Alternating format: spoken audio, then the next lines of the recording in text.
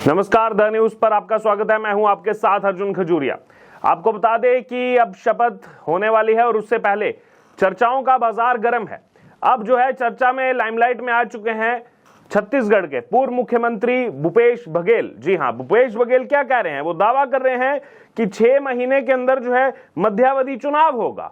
और इतना ही नहीं, उन्होंने ये भी कह दिया कि योगी जी की कुर्सी डोल रही है।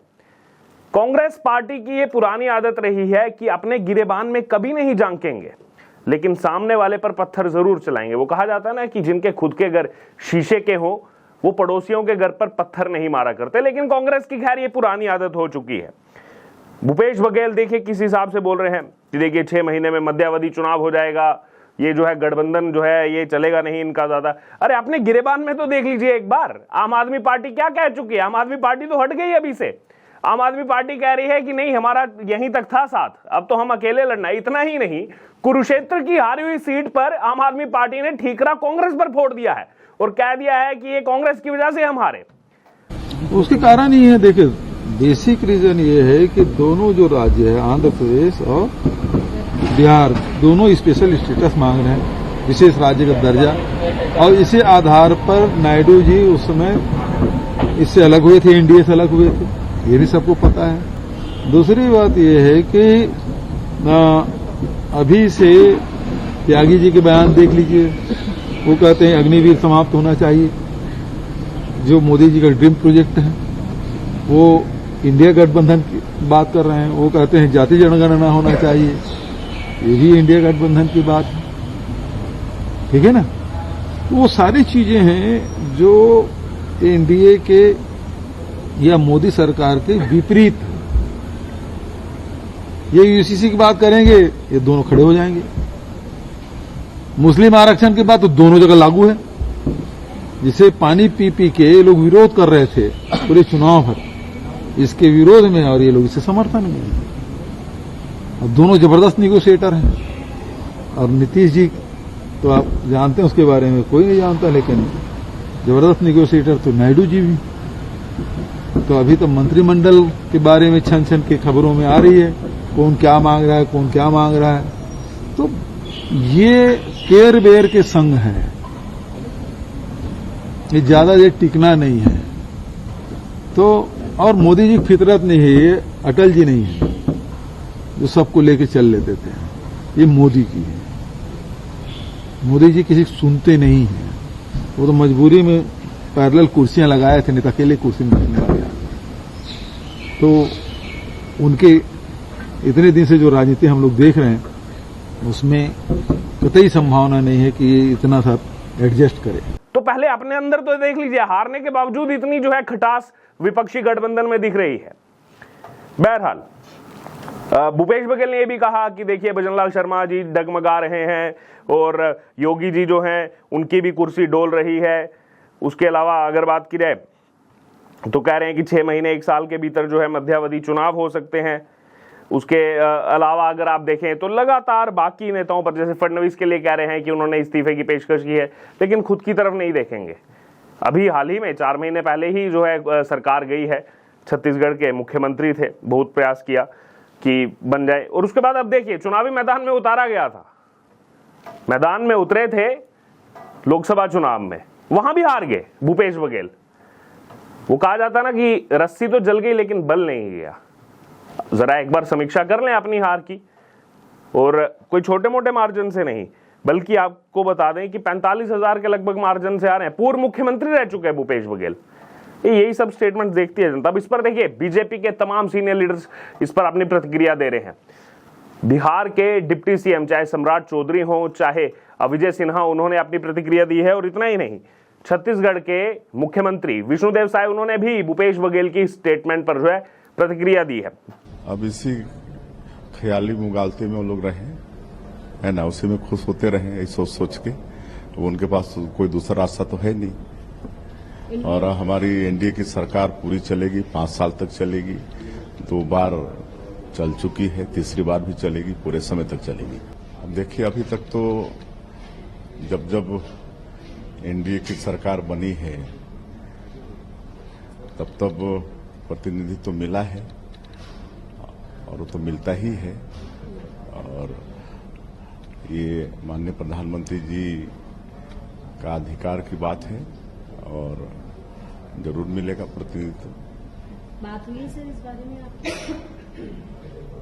अब जब वो समय आएगा तो, और जैसे मैंने कहा कि प्रधानमंत्री जी का अधिकार की बात है।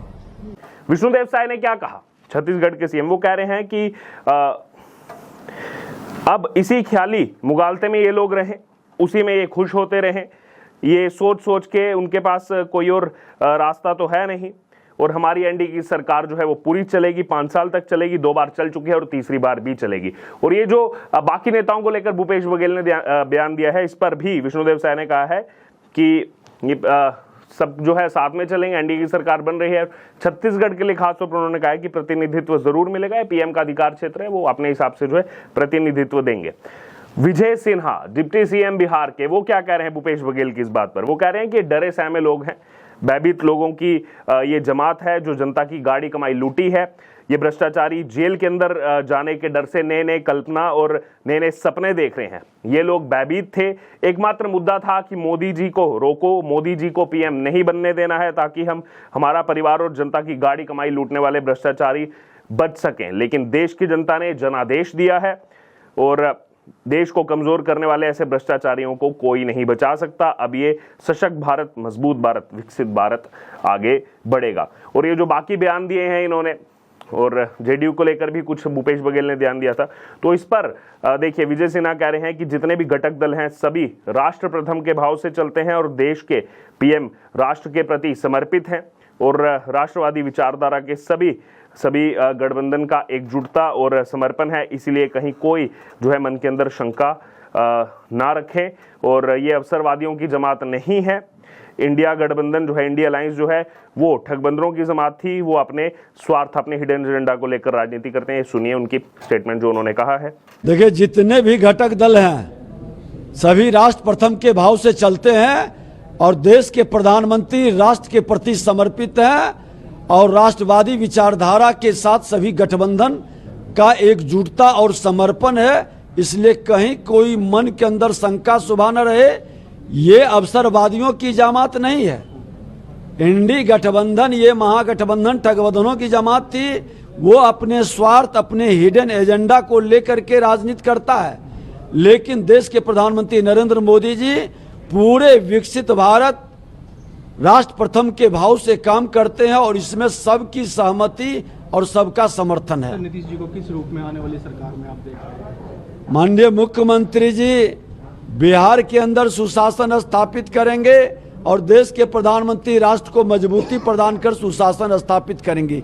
दोनों को बड़े ही परिपक्व और बहुत ही सुलझे हुए लीडर हैं और दोनों मिलकर के एक बेहतर वातावरण देश और बिहार के अंदर बनेगा। सर, भूपेश बघेल जी ने एक अटकलों वाला बयान दिया है कि देश आने वाले समय में मध्यावधि चुनाव देख सकता है। क्या कहना चाहते हैं उनके इस बयान पर, टिप्पणी पर? डरे सहमे लोग, भयभीत लोगों की जमात जो जनता की गाड़ी कमाई लूटी है, ये भ्रष्टाचारी जेल के अंदर जाने के डर से नए नए कल्पना और सपना देख रहे हैं। ये लोग भयभीत थे, एकमात्र मुद्दा था कि मोदी जी को रोको, मोदी जी को प्रधानमंत्री नहीं बनने दो ताकि हमारा परिवार और जनता की गाड़ी कमाई लूटने वाले भ्रष्टाचारी बच सकें।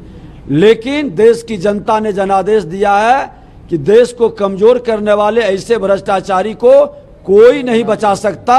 अब ये सशक्त भारत, मजबूत भारत, विकसित भारत आगे बढ़ेगा। इन भ्रष्टाचारियों से राष्ट्र को मुक्ति का अवसर भी मिलेगा। वहीं आपको बता दें कि सम्राट चौधरी, वो भी बिहार के उप मुख्यमंत्री हैं, उन्होंने भी भूपेश बघेल की स्टेटमेंट पर पलटवार किया है और कहा है कि कांग्रेस पार्टी क्या कहेगी, कांग्रेस पार्टी तो मिड टर्म पोल ही कहेगी। इसलिए मोदी जी कहते रहते हैं कि मजबूत सरकार तो मजबूत सरकार काम करेगी। सुनिए अभी सम्राट चौधरी जो स्टेटमेंट इस समय दे रहे हैं। एक तो जनता ने बड़ा स्पष्ट मैंडेट दिया, 292 सीट आदरणीय नरेंद्र मोदी के नेतृत्व में एनडीए को दिया और इस देश में हमने चुनाव के पहले गठबंधन किया है सभी लोगों के साथ और सबके साथ विकास की बात है। अब बिहार का विकास, आंध्रा का विकास, देश का विकास, देश की समृद्धि के लिए आदरणीय प्रधानमंत्री नरेंद्र मोदी काम करेंगे। सर इस बार जो विपक्ष जो है काफी बड़ा है पिछली बार। क्या फर्क पड़ता है? तो इस बार कितना चुनाव के रिजल्ट के बाद जी। सरकार के प्रधानमंत्री कौन है इससे जनता जानती है।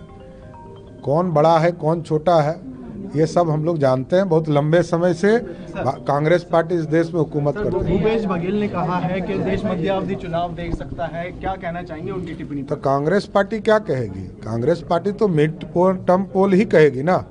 इसी के लिए तो मोदी जी कहते रहे कि मजबूत सरकार, तो मजबूत सरकार काम करेगा। सर कांग्रेस पे कुछ कहना चाहेंगे? उनके जो नेता चुने जाने हैं या कुछ उनका जो रोल होगा आने वाले टाइम में क्या कैसा रहेगा सर?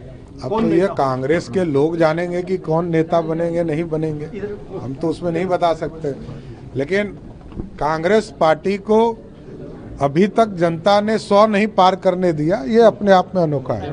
वहीं इसके अलावा एनडीए को लेकर के उन्होंने कहा है कि देश की जनता ने स्पष्ट मैंडेट दिया है। सम्राट चौधरी ने कहा देश की जनता ने स्पष्ट मैंडेट दिया है। पीएम मोदी के नेतृत्व में एनडीए को 292 से ज्यादा सीटें दी है और अब बिहार का विकास हो, आंध्रा का विकास हो या फिर देश का विकास जो है वो देश की समृद्धि के लिए जो है प्रधानमंत्री नरेंद्र मोदी जो है वो काम करेंगे। ये स्टेटमेंट भी आप सुन सकते हैं जो सम्राट चौधरी ने इस समय दी है।